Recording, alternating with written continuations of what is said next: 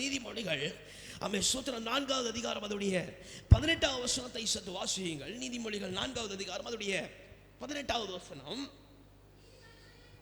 நீதிமான்களுடைய பாதைகள்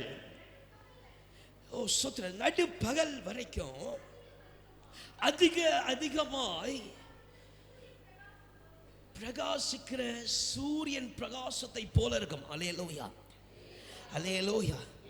கர்த்தர் நமக்கு ஆரம்பித்து வைத்திருக்கிறான இன்னைக்கே துளிரப்படுகிற இந்நிமிடமே துளிர்த்த பண்ணுகிற இந்த ஆரம்பம் ஒரு சூரியன் உதித்து வருகிறது போல. அல்லேலூயா, அல்லேலூயா.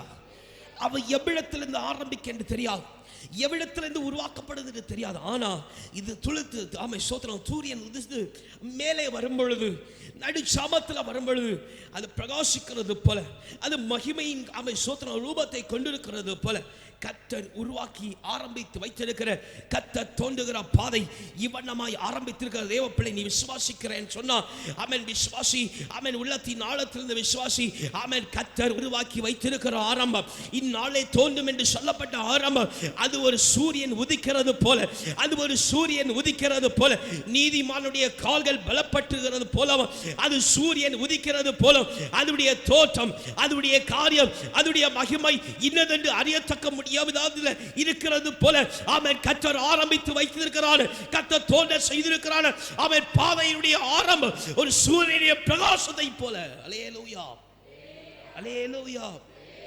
இன்னும் சூரியனுடைய பிரகாசம் சொல்லுகிறது பார்க்கலாம், சூரியன் உதித்து வருகிறார். அல்லேலூயா, அல்லேலூயா. சிறு பிராயத்தில் சொல்லும், சூரியன் மலையிலேருந்து உதித்து வருது சோதரம், இன்னும் தென்னங்கொண்டையிலேருந்து உதித்து வருது, இப்படிதான் சொல்லியிருக்கிறோம். அல்லேலூயா, அல்லேலூயா. புறம் என்னன்னா சூரிய தண்ணியிலேருந்து உதித்து வருது. அல்லேலூயா, அல்லேலூயா. புறம் போக போக இது தண்ணியில் ஒன்றும் என்ன செய்யலை, மூழ்கி ஒன்றும் போகலை, எங்கேயோ மறையுது. அல்லேலூயா, அல்லேலூயா, அல்லேலூயா.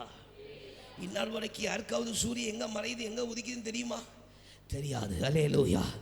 கர்த்தர் தோண்டி இருக்கிற பாதையும் எந்த மனுஷனாலும் இனி கண்டுபிடிக்க முடியாது. அல்லேலூயா.